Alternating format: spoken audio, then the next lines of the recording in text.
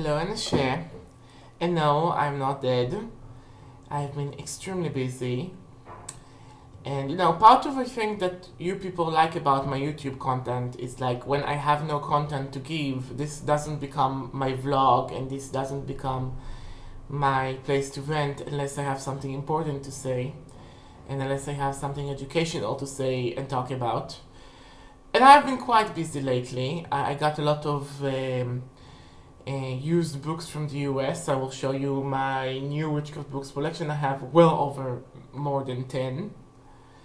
And I also have some new books, and I want to talk to you about a little bit in this video about my Samhain activities and what I have been doing lately. So, let's talk about this because October was an extremely busy month. I can tell you this October was very duty heavy. First of all, I have a new pupil, and that pupil really is hungry for my leeching my magical knowledge.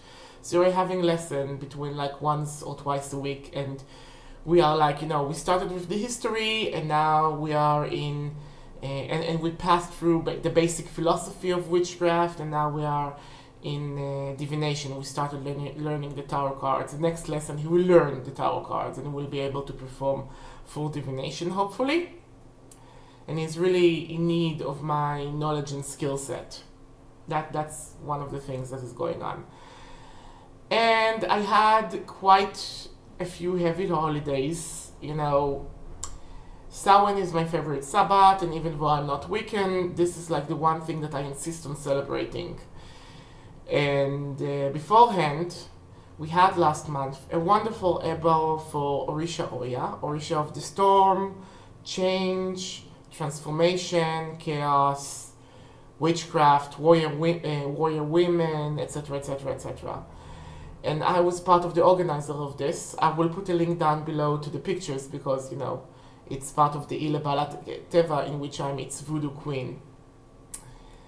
And then, I got home and I went into the 29. And in the 29, I did a big Ebo. I did like a personal Ebo, meaning it wasn't a community thing. It was a very personal thing for Orisha Yewa. And I already did an Orisha Yewa, Yewa, Y-E-W-A. I did a video about this in the channel, and in a sense, it's almost the most controversial video ever since the Danger of Scott Cunningham books video that I still get like, oh, if you have read the books of Scott Cunningham, you wouldn't be saying these terrible things about him. Please. Giving a critical reading doesn't mean that it's a terrible thing, okay? The best author in the world had its flops. The floppiest author on this earth had its good things. Anyway, so I never really felt connected to the Wiccan holidays or the Celtic Wheel of the Year, but it's like I'm trying to somehow get into the process of things by basically making magical rituals that has something to do with it. Now, one of those magical rituals, by the way, I'm not wearing it because I'm only wearing that magical necklace for that day of year to actually absorb the magical energy from that day. So, for instance, the first Sabbath of the year is Samhain, and the colors of Samhain is black and orange. And why black and orange? Because black represents the world of the spirit, night and death, and orange represents fertility of the fields, and also pumpkins and things that are bountiful. It also has a Gloria that has like 8 purple beads. The 8 purple beads, which including the amethyst, is representing the world of the dead and the spirit world, and the amethyst is like connection with the spirit. And can you recognize the bead in the center? Look at it. Can your gem expert recognize what it is? You have 3 seconds to tell me before I tell you what it is. This is an agatized dinosaur bone that represents for me primordial death, the notion that death pre-existed before the existence of human lives and before the time that we could actually perceive of death. There was the action of the stop of life. So, you know, for me, Samhain is a time of bed death, it's a time of like contemplating about the dead. So this necklace I only wear around Samhain time, and I made it this year, and you know, of course, on Samhain, and then the next time I'm gonna wear it is next Samhain.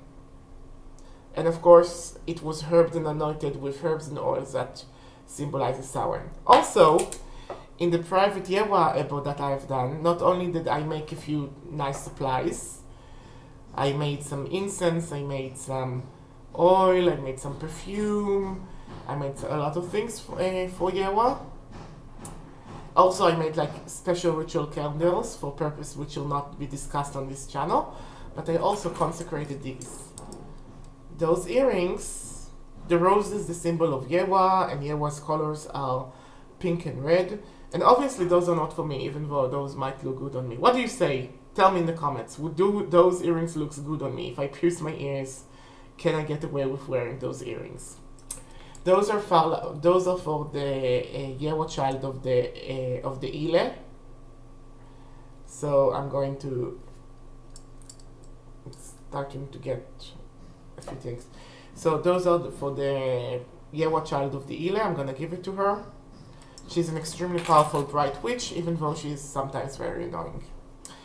So those were my Samhain activities, and those were like, oh, and also, you know, on Samhain itself, I also bought like the most expensive Mozart cake I could give, and I gave it to the spirit, I gave it to the ancestors, I finished all the offerings that I had to finish from last year, and now I'm beginning with a new page, with new offerings, with new things. So how was your Samhain, dear subscribers and, you know, people that comes to visit my channel? Tell me, I really want to know. And if you like this video, please like and subscribe. Goodbye, Nashe.